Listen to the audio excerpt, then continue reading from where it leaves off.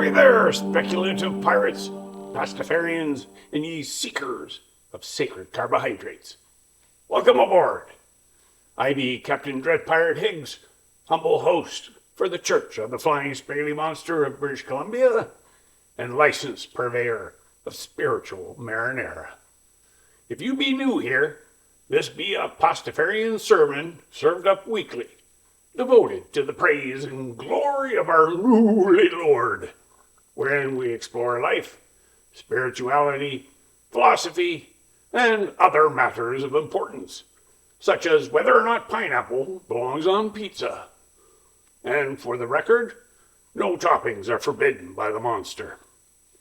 So don your colanders and tricorns with pride, fill your goblets with grog, arm yourselves with the instruments of consumption, and let the spiritual feasting begin. Ahoy! A jolly Friday, me mates and fellow Pastafarians. Today, as we gather beneath the benevolent gaze of the Noodly One, we celebrate a sacred occasion upon the Pastafarian calendar, Carbonara Day. And before anyone asks, no, this is not one of those holidays where we are required to engage in a theological debate over whether cream belongs in carbonara. That way lies madness. Entire friendships have sunk beneath those waters. No, today is not about recipes. It is about something much stranger. It is about simplicity. Because carbonara is an odd sort of miracle, not a burning bush miracle, not a parting of the seas miracle, not even a mysteriously multiplying fish miracle. Carbonara is a different kind of miracle altogether. It is the miracle of ordinary things becoming extraordinary when they come together in the right way. A little pasta, a little cheese, an egg or two, some pepper, a bit of patience. Nothing particularly impressive standing alone, yet somehow together they become something people remember, something worth sharing, something worth arguing about on the internet.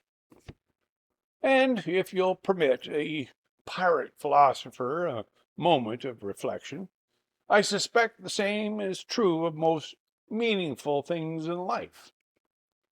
We live in an age obsessed with extraordinary achievements.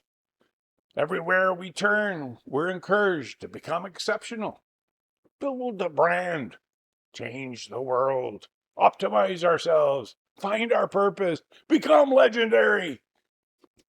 And if we're not careful, we begin to believe meaning only exists in grand accomplishments.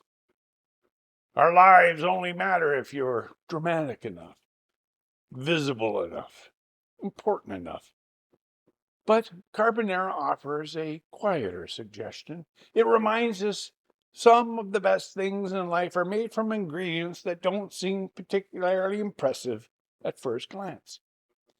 A conversation with a friend, a weekly gathering, a shared joke, a favorite chair, a dog whose tail wags by the door, a neighbor who moves every morning and waves, a meal eaten with presence and purpose.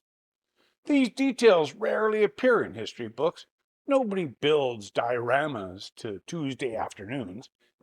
Yet, when people look back on their lives, these are often the moments they remember. Not the milestones, the texture, the warmth, the company, the sauce, if you will. And perhaps that's one reason why so many people feel adrift today. We have become extraordinarily good at measuring achievement and surprisingly bad at acknowledging meaning. We can count followers, track productivity, analyze engagement metrics, but it is much harder to quantify whether we feel connected, whether we laughed, whether we belonged somewhere, whether we mattered to somebody. The flying spaghetti monster, in his infinite and slightly overcooked wisdom, never seems particularly concerned with our resumes. The Great Noodle does not appear to issue quarterly performance reviews. No celestial spreadsheet tracks how many personal brands we've optimized this fiscal year. Instead, Pastafarianism has always carried a quiet suspicion of unnecessary hierarchy, a skepticism towards people who insist that they've figured out the one correct way to live. Because the older I get, the more it seems like life is left like constructing a cathedral, and more like making carbonara. You work with what you've got. You try not to overcomplicate things. You pay attention. You don't rush the important parts. And occasionally you discover something wonderful emerge from ingredients that seemed entirely ordinary. Now, there is a hidden lesson inside carbonara, one that cooks know well. You cannot force it. If you rush the process, the eggs scramble, the texture breaks, the whole thing becomes something other than what it was meant to be. And isn't that true of people, too? We spend enormous amounts of energy trying to force outcomes, force careers, force relationships, force certainty, force ourselves into versions we think we're supposed to become. Yet, many of the best things in life arrive through the side doors. Friendships develop gradually. Trust accumulates slowly. Communities form over years. Wisdom emerges from mistakes we didn't intend to make. Meaning often appears only after we stop trying so desperately to manufacture it. Carbonara, oddly enough, requires cooperation. The ingredients depend on one another. None gets to be the star for very long. And that feels like a useful reminder in a culture increasingly convinced every story requires a protagonist. Most of us are meant to stand alone. We are ingredients in other people's lives, teachers, friends, partners, neighbors, family, even strangers whose kindness arrives at exactly the right moment. The meal works because no ingredient insists on becoming the whole dish. And perhaps that is one of the gentlest truths the flying spaghetti monster offers us. We do not need to become extraordinary to live a meaningful life. You do not need to be famous. You do not need to be perfect. You do not need to be chosen.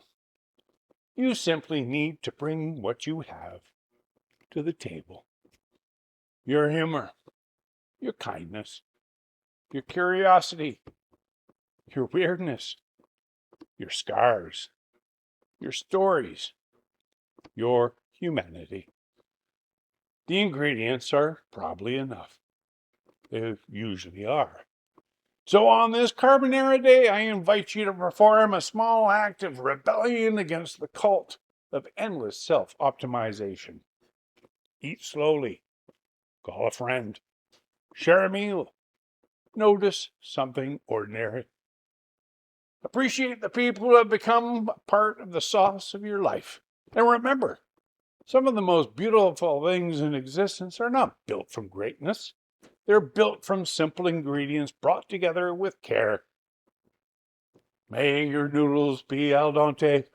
May your peppercorns be fresh. May your companions be plentiful. And may you never become so busy preparing a pot of meaning that you forget to salt to taste.